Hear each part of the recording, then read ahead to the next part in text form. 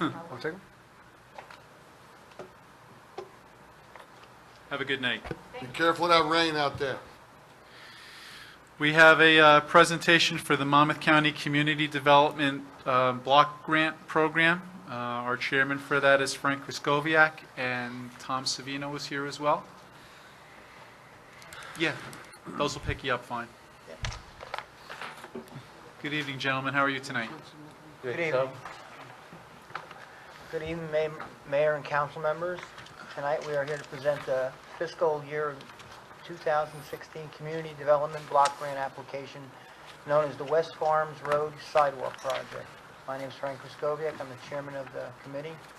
With me tonight is Tom Savino, our CDBG representative, and Jim Herman, our Director of Community Development, and he's our CDBG alternate representative. On May 27th, 2015, the Citizen Participation Committee met to discuss a few different potential projects for this year's application. After much discussion, the committee determined that the West Farms Road Sidewalk Project would best qualify for funding and therefore would be pursued under this year's funding request. The project will include a design and construction of sidewalk, curbing, and possibly some minor drainage improvements. The sidewalk project will run along the north side of West Farms Road, traveling in an east to west direction approximately 2,000 feet from Oak Hill Trailer Park to the Home Depot Shopping Center. This sidewalk will supply a safe public walking access for commuters to and from Route 9 bus stops and all the retail services located at the intersection of Route 9 and West Farms Road.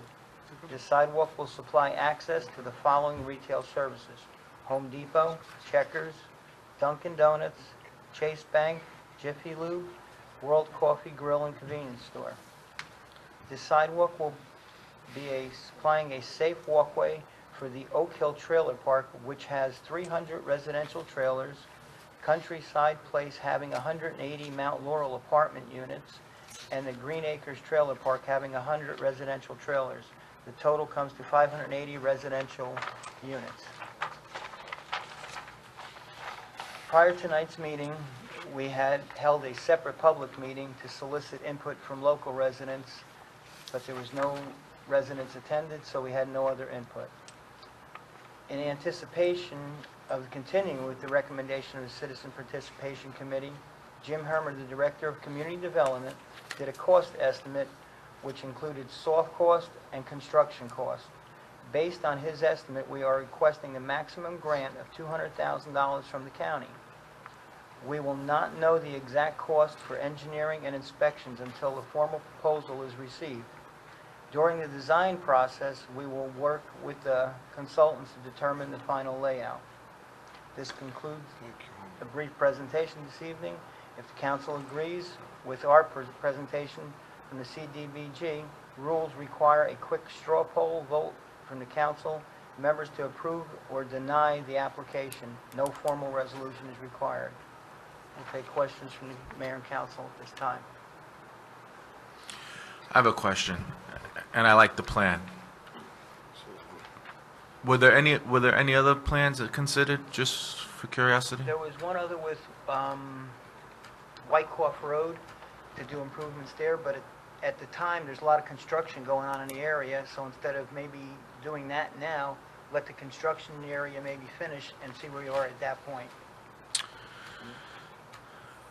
So what's the odds, Jim, because we've been down this road like with community block grant money on Ford Road, and you had to do it in phases, and it took how many years, and then at the end we wind up putting money in the capital to get this project completed. My concern is always we take on big projects, limited amount of money, $200,000, and these projects take forever.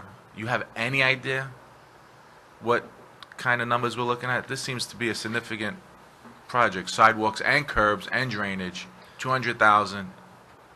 Actually, the reason one of the main reasons we did choose this was we felt everything could be done this year under one project. Right. It's actually not that long.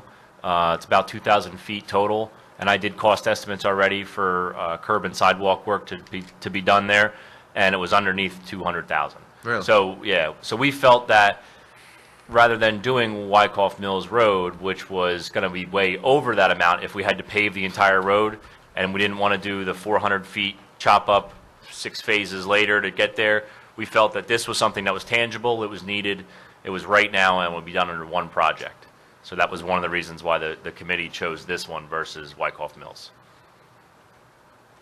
So reality, this is probably like a 2 to 3 year project because you still got to cover the cost for engineering, or you doing that in-house?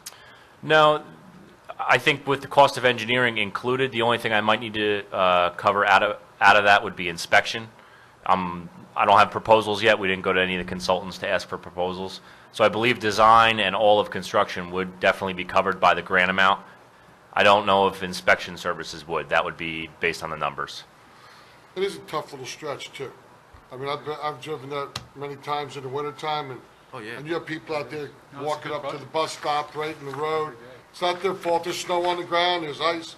No, I see people walking all the time. Yeah, it's I could see this being a tremendous benefit to some of the people in that neighborhood. It could be done for the 200,000. I'm all for this. Any other And we're discussion? Yeah, on Fort Plains Road, where you're going to put the concrete island, the area of refuge, you're not going to have to modify Fort Plains in order to accommodate that, the island of refuge, are you? Well, yes, we would need to do whatever we have to do for that island. There wouldn't be much paving work associated with it, and it would just be crosswalks and the curb ramps at each side. The reason I have an island chosen for right now, this is all tentative, is because it's a very wide intersection. I know. It's over 80 feet wide, and Exactly. that's too far per the design standards for a pedestrian to walk safely and not have an area in the middle to kind of hang at for a little while. So that's why I'm proposing that. Obviously, once we would get a consultant on board, they would come up with final design that I would approve, and then we would move forward. Because that's a tough angle. I do Yep. that a lot when I go to Home Depot myself, and Yep. when you're making that turn, it's often you have a line of sight that's a probability at that point. Right. Anything else? It's just a straw poll, right? Straw poll, Well, I anybody? think you need to open up to the public. Okay. First.